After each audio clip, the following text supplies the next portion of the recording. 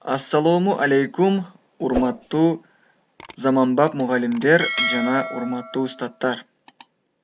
Барыңыздарды бүгүнкү кызыктуу видео сабактарыбызда көрүп турганыбызга абдан кубанычтабыз. Мен Элдор Далиев бүгүн сиздерге эң кызыктуу жана пайдалуу болгон онлайн платформа, онлайн сайтты түшүндүрүп берем. Бул Билим булагы онлайн платформасы болуп эсептелет.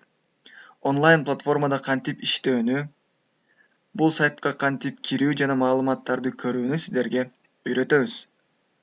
Бул сайт онлайн платформа мугалимдер, ата-энелер, окуучулар, студенттер жана өз билимин өркүндөтүүнү каалаган ар бир инсан үчүн пайдалуу болуп эсептелет. Анда эмесе биз бүгүнкү видео сабакты баштайбыз. Алгач, албетте сиз телефон, ноутбук же болбосо компьютериңиздин интернетке туташкандыгын текшерип көрөбүз бир жолу. Эгерде туташкан болсо, анда биз ишти аткарууну баштасак болот. Биринчи биздин аткаруучу ишибиз бул албетте өзүбүздүн телефон, компьютер, ноутбукта бар болгон интернет браузерди колдонуу. Кааласаңыз Google Chrome, кааласаңыз Яндекс, кааласаңыз Opera Mini'ни колдонсоңуз болот. Биз азыр Google Chrome'ду колдонобуз. Google Chrome'ду ачып, сайтты жазууну баштайбыз. 2 жолу басабыз, сайтыбыз ачылат. Андан кийин бул жерге сиз Билим булагы деп жазышыңыз керек. Бул жерге. Мисалы, мына көрүшүңүз мүмкүн. Билим булагы деп кыргызча жазсаңыз, сайт чыгат. Кааласаңыз bb.edu.gov.kg деп жазсаңыз да болот. Билим булагы. Ушул жерге жакшы караңыз. Билим булагы деп жазабыз. Көрүшүңүз мүмкүн. Эми бир жолу интерди басабыз. Мына, бул жерде сайттар ачылат. Биз албетте ачылган биринчи сайтка киришибиз керек. Биринчи сайтка. Бунун астында карасаңыз bb.edu.gov.kg деп жазып койгон. Ушул билим булагынын сайты болуп эсептелинет. Мына бул жерде жазылгандай. Көрдүңүзбү? Эми ушул жерге келип, албетте биз киребиз сайтка. Аз гана убакыттан кийин сайтыбыз ачылат. Мына көрүшүңүз мүмкүн. Бул жерде уважаемые пользователи, образовательный комплекс электронных ресурсов Билим булагы в настоящее время находится в тестовом режиме работы. Если вами будут замечены ошибки или у вас есть предложения, пожалуйста, сообщите нам по электронной почте bilimbulagы18@gmail.com. Эгерде сиз бул сайтты колдонуу учурунда кээ бир каталарды же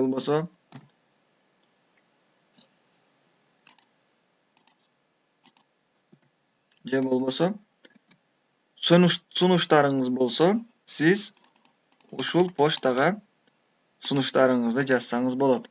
Бул билим булагынын түзүүчүлөрү болуп эсептелет. Мына биздин сайт окейни бир жолу басабыз. Эгерде сиздин телефон, компьютериңиз окейди бассаңыз, ошол жерде катып калса, мына жерде мисалы үчүн окейде катып калса, анда сиз кайранан назадты басып, кайранан билим булагы сайтына кирсеңиз, андан кийин окейди бассаңыз ачат. Ошону эстен чыгарбаңыз. Мына, азыр көрүшүңүз мүмкүн. Билим булагы сайты ачылды. Бул жерде азыр сиздерге башынан түшүндүрүүнү баштайбыз. Бул билим булагынын эмблемасы.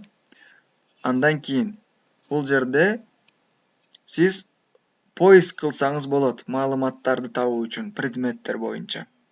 Андан кийин бул бурчта кыргызча жана орусча тилдер турат. Сизге кайсы тилдеги предметтер керек же болбосо кайсы тилдеги предметтердин маалыматтары, сабактын иштелмелери керек.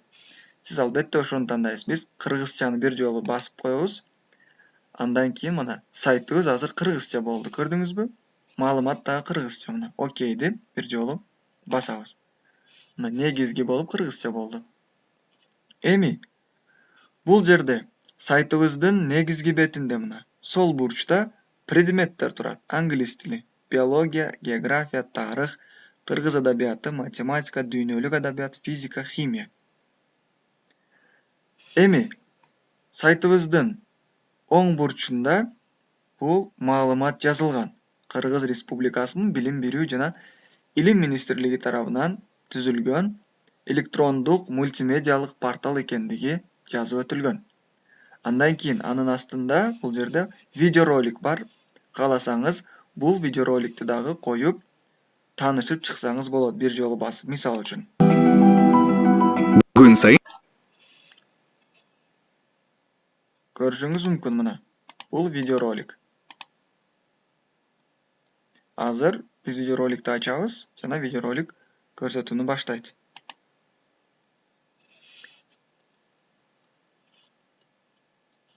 Сиз видеоролик менен толук таанышып чыксаңыз болот. Андан кийин мунун астында дагы видеоролик бар, көрүшүңүз мүмкүн. Бул видеороликти дагы көрүп, кантип колдонууну үйрөнүп алсаңыз болот астындагы видеодо. Билим булагынан кантип пайдаланууну. Мисалы, бир жолу басабыз.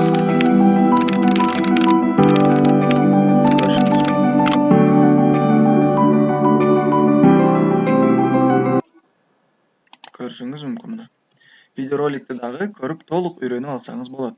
Бул биринчисинде кызыктуу маалымат берилген 1 минутталык. Экинчисинде билим булагы сайтын кантип пайдаланууну үйрөнүп алсаңыз болот. Андан кийин астында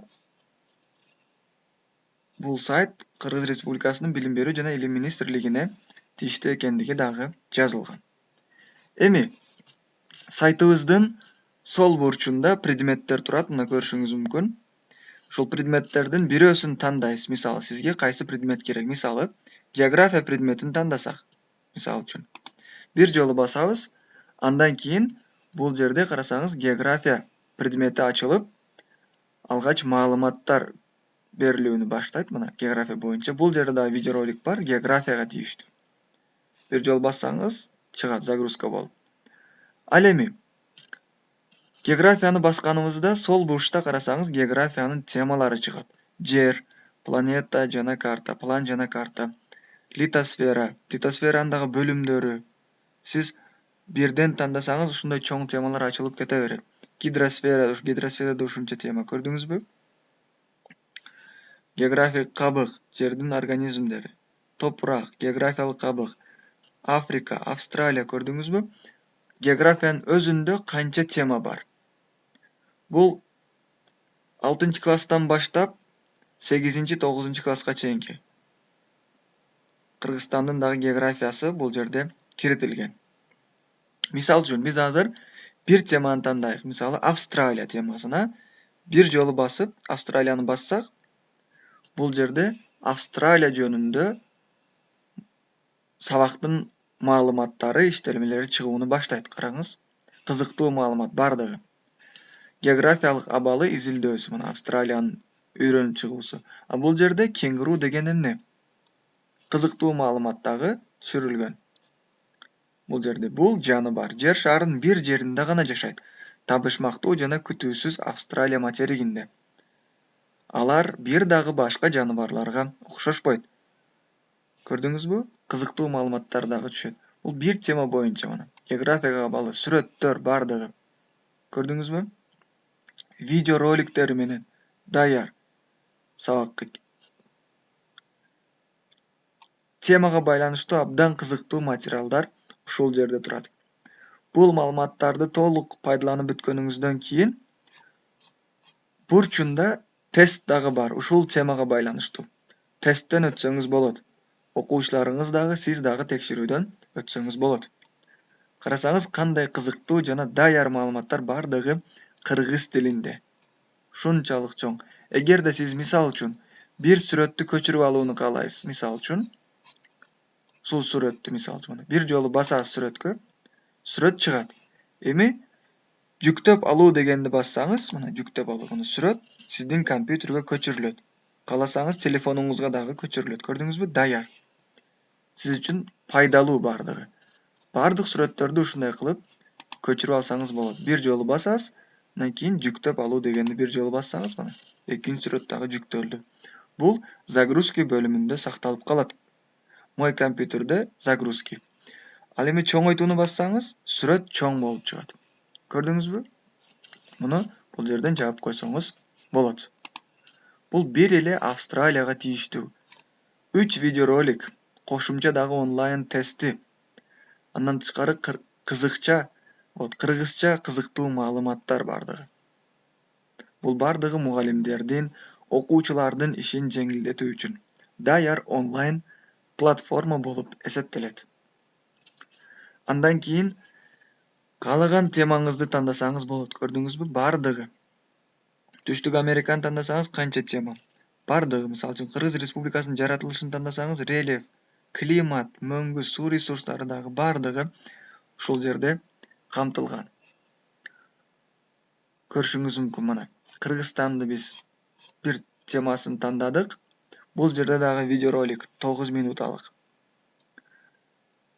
Рельефи, сүрөттөр менен, климат абдан кызыктуу бардыгы. Бул окуучулар үчүн дагы, мугалимдер үчүн дагы. Мисалы ушул сүрөт керек бизге. Бир жолу басабыз, жүктөп алабыз. Мына, жүктөп алдык. Бул бизге кийинче эле керек болот. Видеороликтер менен. Алгач сиз албетте бул сабактар менен таанышып чыгып, андан кийин окуучуларга сабакты өтсөңүз, кийин кошумча маалыматтарды дагы өзүңүз кошсоңуз болот. Бул жерде дагы онлайн тест. Бул жерде бурчунда көрдүңүзбү? Тест бар мына. Тестти дагы аткарып белгилесеңиз болот. Онлайн тест натыйжаңызды дагы чыгарып берет. Көрдүңүзбү? Кыргызстанды чын дилинен сүйгөндөргө тапкычтык тест. Мисалы 3 сөз боюнча област тапкыла жаңгак петроглиф мавзолей. Көрдүңүзбү? Белгилеп тапсак болот. Абдан кызыктуу. Урматтуу мугалимдер, урматтуу устаттар, биз бүгүн сиздер менен Билим булагы онлайн сайтында кантип колдонууну сиздерге түшүндүрүп өттүк.